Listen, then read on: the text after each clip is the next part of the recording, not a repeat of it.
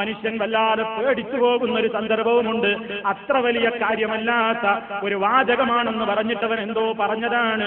അത്ര വലിയ ഗൗരവത്തിൽ അവൻ എടുത്തിട്ടില്ല. പക്ഷേ അല്ലാഹുവിന്റെ കോടതിയിലെത്തുമ്പോ വാക്കുകൾക്ക് അവിടെ തൂക്കമുണ്ട്, അമലുകൾക്ക് അവിടെ തൂക്കമുണ്ട്.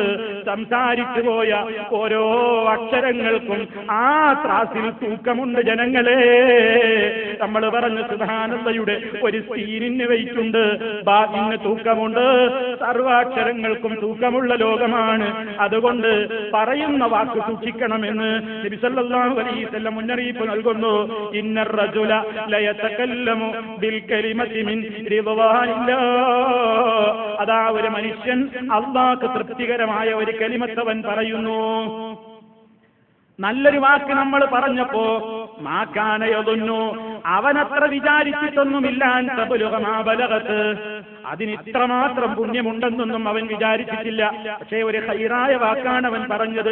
യക്തുബുല്ലാഹു ലഹു ബിഹാ. ആ വാക്കവൻ പറഞ്ഞതിലൂടെ അല്ലാഹു അവന് വേണ്ടി എഴുതി വെച്ചു കഴിഞ്ഞു. റിദ്വാനഹു, അല്ലാഹുവിന്റെ തൃപ്തിയും പൊരുത്തവും ഇലാ യൗമി യൽഖാ, പടച്ച റബ്ബിനെ നാളെ പരലോകത്ത് വെച്ച് കണ്ടുമുട്ടുന്നത് വരെ. അത്ര വലിയ പോരിശയുള്ള പദങ്ങളുണ്ട്. അതേപോലെ മറുവശവും പറയുന്നു, അല്ലാഹുക്ക് വെറുപ്പുള്ള ഒരു കലിമത്ത് ഒരാൾ ഉച്ചരിക്കുന്ന ഒരാൾ അവനതത്ര ഗൗരവത്തിലെടുത്തിട്ടില്ല. പക്ഷേ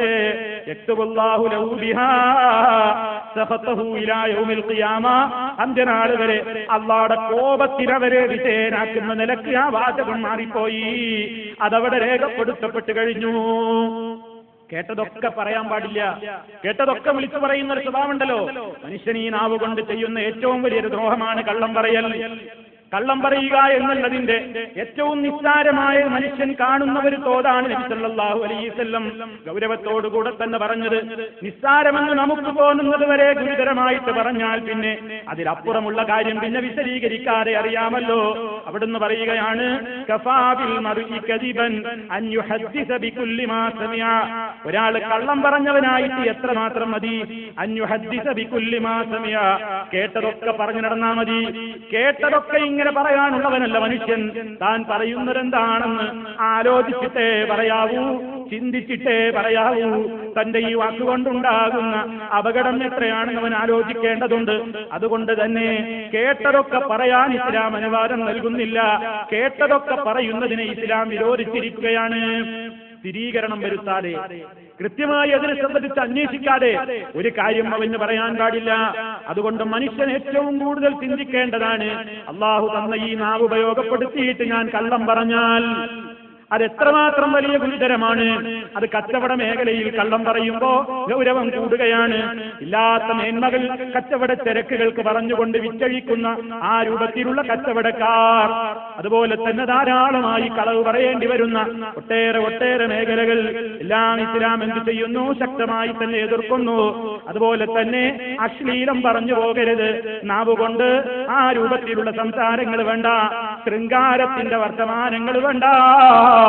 സല്ലല്ലാഹു അലൈഹി വസല്ലം പഠിപ്പിച്ചു തരുന്നു, വല്ലിസാനു സിനാഹൽ കലാം. നാവ് കൊണ്ടുള്ള വ്യഭിചാരമാണ് ജനങ്ങളെ ശൃംഗാരം.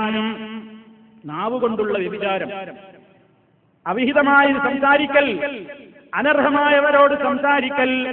ഇന്ന് പലപ്പോഴും ആളുകൾക്ക് അതൊരു പ്രശ്നമാണ്. അതുകൊണ്ട് സംസാരിക്കുമ്പോ സൂക്ഷിക്കണം. ഇസ്ലാം വിലക്കിയിട്ടുള്ള കാര്യങ്ങൾ പറഞ്ഞു പോകരുത്. ആ രൂപത്തിലുള്ള കാര്യങ്ങൾ സിനിമകൾ കണ്ടിട്ട്, അതുപോലെയുള്ള കാര്യങ്ങൾ കേട്ടിട്ട് അതാ തോന്നിയാസം പറയുന്ന ആളുകളില്ലേ, അശ്ലീലം പറയുന്ന ആളുകളില്ലേ, അതുപോലെ തന്നെ അനാശാസ്യമായ കാര്യങ്ങൾ പറയുന്ന ആളുകളില്ലേ. സല്ലല്ലാഹു അലൈഹി വസല്ലം പഠിപ്പിച്ചത് അത് നാവ് കൊണ്ടുള്ള വ്യഭിചാരമാകുന്നു.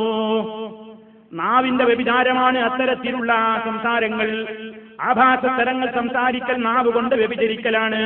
അതുകൊണ്ട് നിനക്ക് ആനന്ദം തോന്നുന്നുവെങ്കിൽ അത് തന്നെയാണ് വ്യഭിചാരം. അതുകൊണ്ട് നബി സല്ലല്ലാഹു അലൈഹി വസല്ലം പറയുന്നത്, സർവ്വ തിന്മകളിൽ നിന്നും ഈ മഹാനുഗ്രഹത്തെ മാറ്റിവെക്കേണ്ടതുണ്ട്. അത് ഏറ്റവും പ്രധാനപ്പെട്ടതാണ് പരദൂഷണം, അതുപോലെ തന്നെ ഏഷണി, അതുപോലെ തന്നെ ഗൗരവതരമാണ് വ്യഭിചാരാരോപണം പറയൽ. അങ്ങനെ ധാരാളം മേഖലകൾ ഈ വിഷയത്തിലുണ്ട്. വിശുദ്ധ ഖുർആൻ തന്നെ പറഞ്ഞിട്ടുണ്ടല്ലോ, വലാ യഗ്തബ് ബഅ്ദുകും ബഅ്ദാ. നിങ്ങൾ ചിലരെ അവരെ കുറിച്ച് ദൂഷണം പറയരുത്, കുറ്റം പറയരുത്. അയുഹിബ്ബു അഹദുക്കും അൻ യഅകുല ലഹ്മ അഖീഹി മൈതാ ഫകരിഹ്തുമൂ. ചത്തുകിടക്കുന്ന ഒരു ശവത്തിൽ നിന്ന് അല്പമെങ്കിലും മാംസം കടിച്ചു തിന്നുന്നത് നിങ്ങൾ ഇഷ്ടപ്പെടുമോ ജനങ്ങളെ?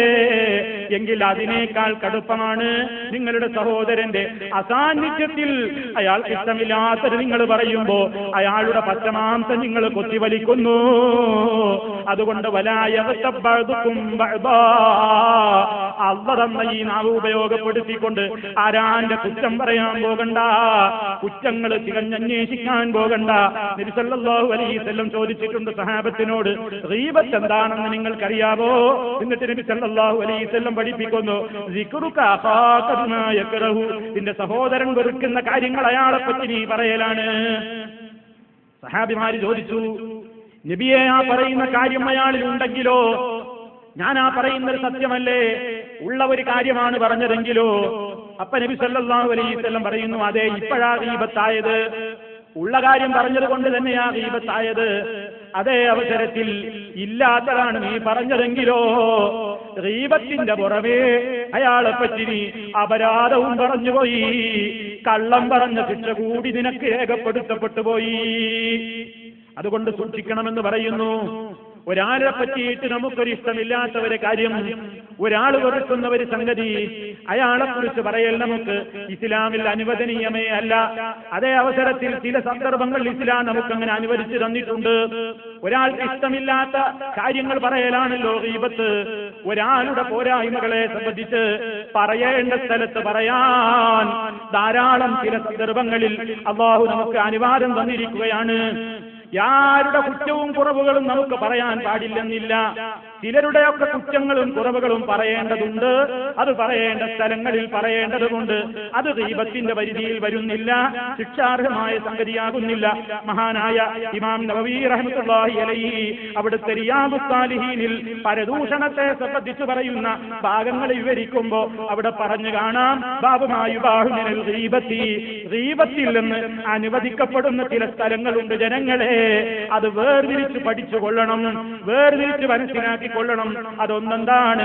ആക്രമിക്കപ്പെട്ട മനുഷ്യന്, മദ്ലൂമായ മനുഷ്യന് ഒരു കോടതിയിൽ പോയിട്ട്, ഖാദിയുടെ മുമ്പിൽ പോയിട്ട് കേസ് കൊടുക്കുമ്പോ അക്രമിയായ ആളുടെ കുറ്റങ്ങൾ പറയേണ്ടി വരും. അത് അനുവദിക്കപ്പെട്ട ഗീബത്താണ്. എന്നെ ഒരാൾ അടിച്ചു, എന്നെ ഒരാൾ ചീത്ത പറഞ്ഞു, ഒരാൾ എന്റെ സ്വത്ത് തട്ടിയെടുത്തു, എനിക്കത് കോർട്ടിൽ പോയി കേസ് കൊടുക്കണം. ഞാൻ വെറുതെ പോയിട്ട് അയാൾ സാലിഹാൻ എഴുതി കൊടുത്താൽ കേസാവോ? ഇല്ല. അയാൾ എന്താ എന്നെ ദുൽമ് ചെയ്തത്? അയാൾ എന്താണ് എന്നോട് ദ്രോഹം കാണിച്ചത്? അയാൾ എന്താണ് എന്നോട് അനീതി കാണിച്ചത്? അയാൾ എന്താണ് എന്നോട് അക്രമം കാണിച്ചതെങ്കിൽ അത് പെറ്റീഷനിൽ കൃത്യമായിട്ട് അങ്ങ് രേഖപ്പെടുത്താം, പറയേണ്ടിടത്ത് പറയാം, ഖാദിയുടെ മുമ്പാകെ അത് തുറന്നങ്ങ് പറയാം. അത് അല്ലാഹ് അനുവാദം തന്നൊരു മേഖലയാണ്. വിശുദ്ധ ഖുർആനിലെ വചനം തന്നെ കാണാം, ലാ യുഹിബ്ബുല്ലാഹു ജഹ്റ ബിസ്സൂഇ മിനൽ ഖൗലി ഇല്ലാ മൻ ളുലിം. അല്ലാഹ് പറയുകയാണ്, ലാ യുഹിബ്ബുല്ലാഹു, അല്ലാഹു ഇഷ്ടപ്പെടുന്നതല്ല അൽ ജഹ്റ ബിസ്സൂഇ മിനൽ ഖൗലി, വാക്കുകളിൽ നിന്ന് ചീത്തയായ കാര്യങ്ങളെ അത് പരസ്യപ്പെടുത്തൽ മനുഷ്യന് അനുവദനീയമല്ല. ചീത്തയായ കാര്യങ്ങളെ അത് പറയൽ ഒരാൾക്ക് പരസ്യപ്പെടുത്തൽ അല്ലാഹ് ഇഷ്ടപ്പെടുന്നതല്ല. ഇല്ലാ മൻ ളുലിം, ആക്രമിക്കപ്പെട്ടവനൊഴികെ. ആക്രമിക്കപ്പെട്ടവൻ, അക്രമിയെ കുറിച്ച് പറയേണ്ടിടത്ത് അവന്റെ കുറ്റങ്ങൾ പറയേണ്ടി വരും. ഇല്ലാത്തത് പറയുകയല്ലാതെ ഉള്ളത് അവിടെ പറയേണ്ടി വരും. കാരണം ഇവന് നീതി കിട്ടാൻ. അതാണ് ഒരു മാർഗം. രണ്ടാമത്തേത് നമുക്കൊരു തിന്മ തടയാൻ വേണ്ടിയാണ്. ഒരു തിന്മ തടയേണ്ടി വരുമ്പോ ചില ആളുകൾ ഇങ്ങനെയൊക്കെ ചെയ്യുന്നല്ലോ എന്ന് പറയേണ്ടി വരും. അതുപോലെ തന്നെ ഒരാളോടൊരു വിഷയത്തിൽ ഫത്വ തേടണം, ഫത്വ നേടാൻ പോവുകയാണ്, ഒരു ചോദ്യം ചോദിക്കാൻ പോവുകയാണ്. അങ്ങനെ നബി സല്ലല്ലാഹു അലൈഹി വസല്ലമിന്റെ കാലത്ത് ധാരാളം സംഭവങ്ങൾ ഉണ്ടായിട്ടുണ്ട്. അതാ ഇന്നയാൾ എന്നോട് ഇങ്ങനെയൊക്കെയാണ് പ്രവർത്തിക്കുന്നത്, എന്താണ് അതിന്റെ വിധി നബിയെ എന്ന് സ്വഹാബാ സ്ത്രീകൾ ഭർത്താക്കന്മാരുടെ ഗീബത്ത് പറയേണ്ടി വന്നിട്ടുണ്ട്, പലരുടെയും ഗീബത്ത് പറയേണ്ടി വന്നിട്ടുണ്ട്. അതൊക്കെയും സദുദ്ദേശത്തോടു കൂടിയാണ്. അത് അയാളെ ഇടിച്ചു താഴ്ത്താൻ വേണ്ടിയല്ല. ഈ വിഷയത്തിൽ തനിക്ക് ഇസ്ലാമികമായ നിയമം എന്തെന്നറിയാൻ വേണ്ടി പറഞ്ഞു പോകുന്നതാണ്. അതുപോലെ തന്നെ അതിന്റെ വിധിവിലക്ക് എന്താണെന്ന് അറിയാൻ വേണ്ടി പറയുന്നതാണ്. അതുപോലെ തന്നെ ബിദ്അത്തുകൾ പരസ്യമായി ചെയ്യുന്ന ആളുകൾ, അതുപോലെ തന്നെ തെമ്മാടിത്തം ചെയ്യുന്ന ആളുകൾ, അവരുടെ ബിദ്അത്തിൽ നിന്ന് ജനങ്ങൾ പെട്ടുപോകാതിരിക്കാൻ, അവരുടെ ശിർക്കിന്റെയും ബിദ്അത്തിന്റെയും ഒക്കെ ആശയ പ്രചരണങ്ങളിൽ ജനങ്ങൾ വഞ്ചിതരാകാതിരിക്കാൻ വേണ്ടി അവരെ സംബന്ധിച്ച്, അവർ ചെയ്യുന്ന കാര്യങ്ങളെ സംബന്ധിച്ച് പറയേണ്ടി വരുന്നു. കാരണം എന്തെന്നാണോ, അത് ആ വ്യക്തിയോടുള്ള ദേഷ്യമല്ല, ആ വ്യക്തിയോടുള്ള പകയല്ല, മറിച്ച് ആ വ്യക്തിയിലൂടെ നാടൊട്ടാകെ പുത്തൻവാദം പ്രചരിപ്പിക്കപ്പെടുന്നു, ശിർക്ക് പ്രചരിപ്പിക്കപ്പെടുന്നു, ബിദ്അത്ത് പ്രചരിപ്പിക്കപ്പെടുന്നു, തോന്യാസങ്ങൾ പ്രചരിപ്പിക്കപ്പെടുന്നു. അത്തരത്തിലുള്ള ആളുകളെ കുറിച്ച് ജനങ്ങൾക്ക് മുന്നറിയിപ്പ് നൽകേണ്ടി വരുമ്പോ പരസ്യമായി അവരുടെ പോരായ്മകൾ വിളിച്ചു പറയാൻ ഇസ്ലാം അനുവാദം നൽകുന്നു. അതെന്തുദ്ദേശത്തിലാ? ആ വ്യക്തിയോടുള്ള ദേഷ്യമല്ല, ആ വ്യക്തി പ്രചരിദാനം ചെയ്യുന്ന തെമ്മാടിത്തങ്ങൾ, അതല്ലെങ്കിൽ ബിദ്അത്തുകൾ, അതല്ലെങ്കിൽ അന്ധവിശ്വാസങ്ങൾ, അതിൽ ജനങ്ങൾ പെട്ടുപോകാതെ അവരുടെ ഈമാനിനെ സൂക്ഷിക്കാൻ വേണ്ടിയിട്ടാണ്, ആ സദുദ്ദേശത്തിനാണ്. അതല്ലാതെ ഒരു വ്യക്തിയോട് വകവോക്കാനല്ല, ഒരു വ്യക്തിയോട് വകവോക്കാനല്ല. ആ ഉദ്ദേശമൊക്കെ അനുസരിച്ചുകൊണ്ട് ഇസ്ലാം അനുവാദം തന്നിരിക്കുകയാണ്. ഇനി നിങ്ങൾ നോക്കൂ, അതുപോലെ തന്നെ മഹാന്മാരായ പണ്ഡിതന്മാര് പറയുന്നു, ചില അവസരങ്ങളിൽ ചില ആളുകളെ സംബന്ധിച്ച് അറിയണമെങ്കിൽ അയാളിലുള്ള ഏതെങ്കിലും ഒരു വൈകല്യത്തെ കൊണ്ട് മാത്രം അറിയപ്പെടുന്ന ആളുകളുണ്ടാകും. ആറാമതായി ഇമാം നവവി റഹ്മത്തുള്ളാഹി അലൈഹി റിയാദുസ് സാലിഹീനിൽ പറഞ്ഞു കാണാം, കാലിന് പുടന്തുള്ള ഒരാളുണ്ടെന്ന് വിചാരിക്കുക, അല്ലെങ്കിൽ അന്ധനായ ഒരാളുണ്ടെന്ന് വിചാരിക്കുക, അല്ലെങ്കിൽ ഊമയായ ഒരാളുണ്ടെന്ന് വിചാരിക്കുക.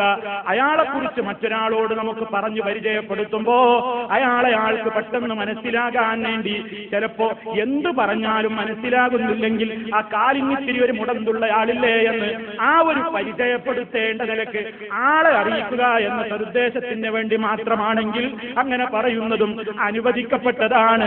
അതല്ലാതെ ഒരാളുടെ ശരീരത്തിന്റെ വൈകല്യം വിളിച്ചു പറയുന്ന നിലക്ക് അവൻ മുടന്തനാണ്, അവൻ കണ്ണുപൊട്ടനാണ്, അവൻ ഊമയാണ്, അവൻ അന്ധനാണ്, അവൻ ബധിരനാണ്, അവൻ നൊണ്ടിയാണ് എന്നൊക്കെ വിളിച്ചു പറയാൻ പാടില്ല. അതേ അവസരത്തിൽ അതുകൊണ്ട് മാത്രമേ ഒരാൾ അറിയപ്പെടുകയുള്ളൂ എങ്കിൽ ആ മനുഷ്യനെ അറിയാൻ വേണ്ടി എന്ന സന്ദേശത്തിന് അയാളെ മോശപ്പെടുത്തൽ ഉദ്ദേശമില്ല, അയാളെ അധപ്പതിച്ചവനാക്കൽ ഉദ്ദേശമില്ല, അയാളെ നെറികെട്ടവനാക്കൽ ഉദ്ദേശമില്ല.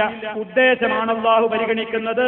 ഇന്നമൽ അഅ്മാലു ബിന്നിയ്യാത്ത് വഇന്നമാ ലികുല്ലി ഇംറിഇൻ മാ നവാ. ഓരോ മനുഷ്യനും അവൻ എന്താണ് കരുതിയതെങ്കിൽ അതാണ് അവന് ലഭിക്കാൻ പോകുന്നത്. അത്തരത്തിലുള്ള ചില മേഖലകൾ വളരെ സൂക്ഷ്മതയോടുകൂടി കൈകാര്യം ചെയ്യാൻ പണ്ഡിത ലോകം അനുവാദം തരുന്നു. അവയ്ക്കൊക്കെയുള്ള പ്രമാണങ്ങളും തെളിവുകളുമൊക്കെ ശേഷം മഹാനായ ഇമാം നവവി റഹ്മത്തുള്ളാഹി അലൈഹി ഹദീസുകളുടെ വെളിച്ചത്തിൽ പറയുന്നുമുണ്ട് റിയാദുസ് സാലിഹീൻ എന്ന പ്രസിദ്ധമായ ഹദീസ് ഗ്രന്ഥത്തിൽ. അപ്പൊ അതൊക്കെ സൂക്ഷ്മമായി കൈകാര്യം ചെയ്യേണ്ടുന്ന മേഖലകളാണ്. അതല്ലാത്ത നിലക്കുള്ള എല്ലാ മേഖലകളും വളരെയേറെ ശ്രദ്ധിക്കേണ്ടുന്ന സംഗതിയാണ്. സല്ലല്ലാഹു അലൈഹി വസല്ലം അതാണ് പറഞ്ഞത്, നാവിനെയാണ് നിയന്ത്രിച്ചു വെക്കേണ്ടത്. മുആദ് റളിയല്ലാഹു തആല അൻഹുവിനോട് സല്ലല്ലാഹു അലൈഹി വസല്ലം നാവിലേക്ക് ഇങ്ങനെ ചൂണ്ടിയിട്ട് പറയാണ്, മുആദേ കുഫ അലൈക ഹദാ, ഈ അവയവത്തെ പിടിച്ചു വെച്ചുകൊള്ളണം, ഈ അവയവത്തെ തടഞ്ഞു വെച്ചുകൊള്ളണം. ഇതങ്ങ് കേട്ടപ്പോ മുആദ് റളിയല്ലാഹു തആല അൻഹു ചോദിക്കുന്നു, യാ നബിയല്ലാഹ്, അല്ലാഹുവിന്റെ നബിയേ, വഇന്നാലും ആഖദൂന ബിമാ നതകല്ലമു ബിഹി, ഞങ്ങൾ ഈ നാവ് കൊണ്ട് പറയുന്ന വാക്കുകൾ കൊണ്ടും ഞങ്ങൾ പിടിക്കപ്പെടുമോ, അതുകൊണ്ടും ഞങ്ങൾ ശിക്ഷിക്കപ്പെടുമോ? ഫഖാല നബിയു സല്ലല്ലാഹു അലൈഹി വസല്ലം, അപ്പോൾ നബി സല്ലല്ലാഹു അലൈഹി വസല്ലം പറയാണ്, സകിലതുക ഉമ്മുക വഹൽ യകുബ്ബുൻ നാസ ഫിന്നാരി അലാ വുജൂഹിഹിം ഔ ഖാല അലാ മനാഖിരിഹിം ഇല്ലാ ഹസായിദു അൽസിനതിഹിം. മനുഷ്യന്മാർ നാളെ നരകത്തിയിലേക്ക്